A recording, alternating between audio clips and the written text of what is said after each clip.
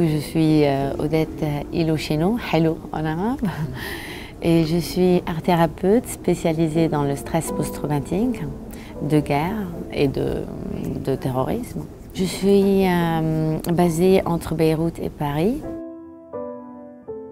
Je peux dire que les attentats dans le monde se succèdent, mais les victimes ne sont pas les mêmes.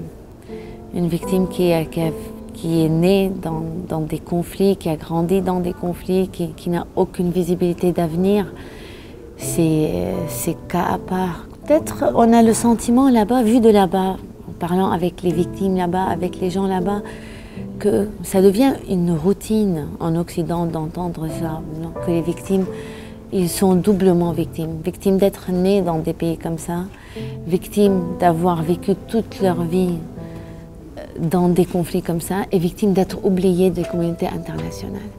C'est comme s'ils n'ont pas la même valeur qu'une autre victime dans un pays occidental. Et ça, c'est triste à dire, mais c'est une réalité vécue, sentie, ressentie là-bas. Ce cœur du truc, c'est se mélanger entre nous pour qu'on n'oublie pas qu'on est tous des êtres humains et la souffrance, elle est unique à nous tous.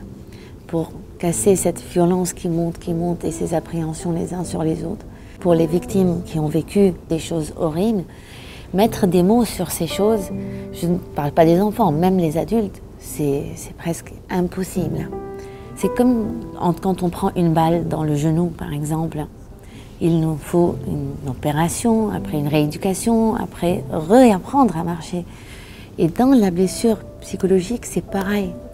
On a pris une balle dans notre plein psychisme. Et tout est coupé, toutes nos connexions psychiques sont coupées. On est déconnecté avec nous-mêmes. Ils n'osent même pas dormir du peur de ces cauchemars dans lesquels ils vont revivre tout l'attentat, comme le jour même dans les détails. Et tout ça, c'est un travail de long terme avec des gens qui sont spécialisés par ce sorte de problématiques. Ça s'élabore petit à petit. Il faut arrêter de se battre seul en disant « je suis pas faible », mais on est des êtres humains. On craque, on a des moments où les événements sont plus grands que nous. Acceptez l'aide, c'est le plus important message que je peux leur dire.